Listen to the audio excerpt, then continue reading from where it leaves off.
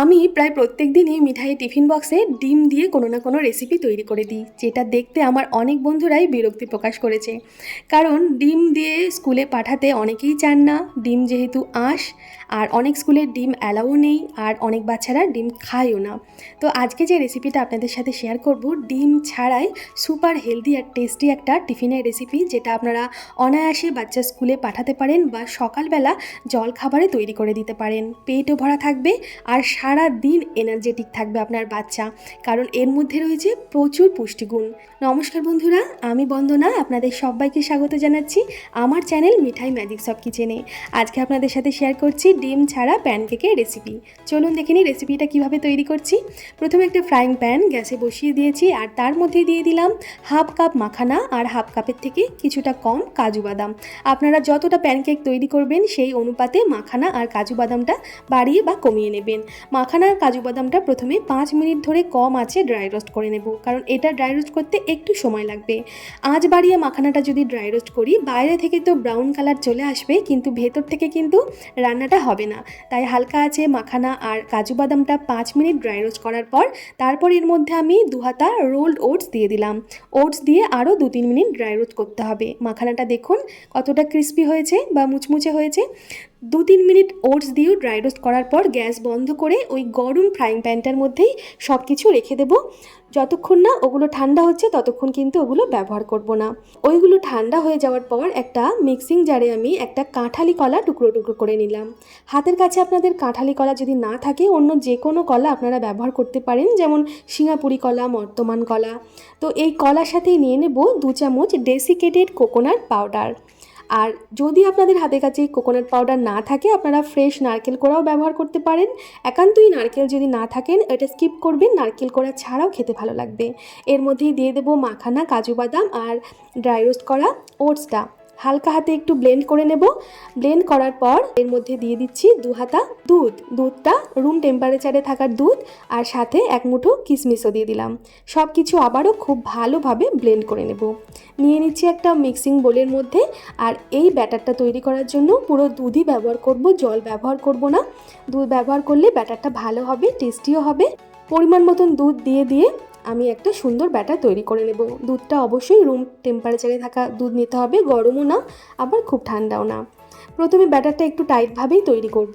তৈরি করে তারপর প্যানকেক তৈরি করতে থাকবো। যদি দেখি প্রথম প্যানকেকটা উঠছে না, তারপর এই ব্যাটারটা ঠিক করে নেব। তো আমি ফ্রাইং প্যান বসিয়ে দিয়েছি, তাতে নামমাত্র তেল ব্রাশ করে নিতে হবে। চাইলে মাখন বা ঘিও ব্রাশ করে নিতে পারেন।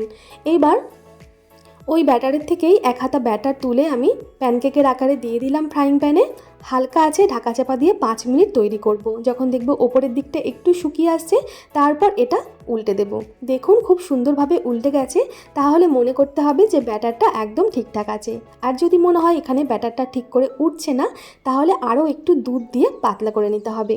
তারপর দেখুন পুরো রান্নাটাই কিন্তু কম আঁচে হবে, না হলে ভেতর দিক থেকে কাঁচা থেকে যাবে আর ওপর দিকটা এরকম রং আসবে। ভালোভাবে সেট হওয়ার তারপরেই কিন্তু এটা উল্টানো যাবে। ওপর দিকটা ভালোভাবে শুকোবে, তারপরেই এটা উল্টাবেন, নাহলে কিন্তু এটা উল্টানো যাবে না, ভেঙে যাবে। এই প্যানকেকটা তৈরি করতে, মানে একটা ফ্রাইং প্যানে 3টে প্যানকেক তৈরি করতে 10 থেকে 15 মিনিট সময় লাগবে কম আছে। তারপর তৈরি করে নেব আরও কয়েকটা মিনি প্যানকেক। এখানে আপনাদের বলি, আপনারা চাইলে এই যে ব্যাটারটা তৈরি করা হয়েছে, এই ব্যাটারটাও বাচ্চাদের খেতে দিতে পারেন। কিভাবে? তখন আমি গরম দুধ ব্যবহার করব, কারণ ওটস আমার ড্রাই রোস্ট করা আছে, মাখানা, কাজু সব ড্রাই রোস্ট করা আছে।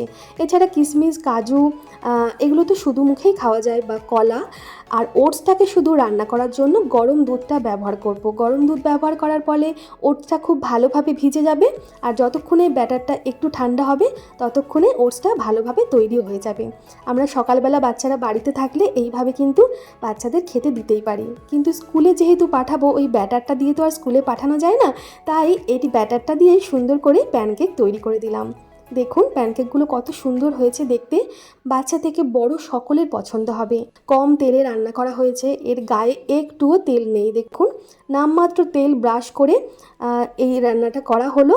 আর ভেতরটা আমি ভেঙে দেখাচ্ছি, দেখুন পুরো পাউরুটির মতন তৈরি হয়েছে, মানে ভেতরটা একদম নরম, কিন্তু সুন্দরভাবে রান্নাও হয়ে গেছে। তৈরি হয়ে গেল আমাদের হেলদি আর টেস্টি প্যানকেক। রেসিপিটা আপনাদের কেমন লাগলো অবশ্যই জানাবেন। আর আপনার বাচ্চা যদি একটু মিষ্টি বেশি খেতে পছন্দ করে, ওপর থেকে এইভাবে একটু মধু ছড়িয়ে দিতে পারি আমরা। এছাড়া কাজু, কিশমিশ, নারকেল কোড়া, কলা এদের তো নিজস্ব একটা মিষ্টতা আছেই, সেই মিষ্টি স্বাদেই কিন্তু এই প্যানকেকটা মিষ্টি হয়ে যাবে। চাইলে আপনারা এইভাবে মধু ছড়িয়ে দেবেন। এটা ঠান্ডা হয়ে গেলেও খেতে খারাপ লাগে না।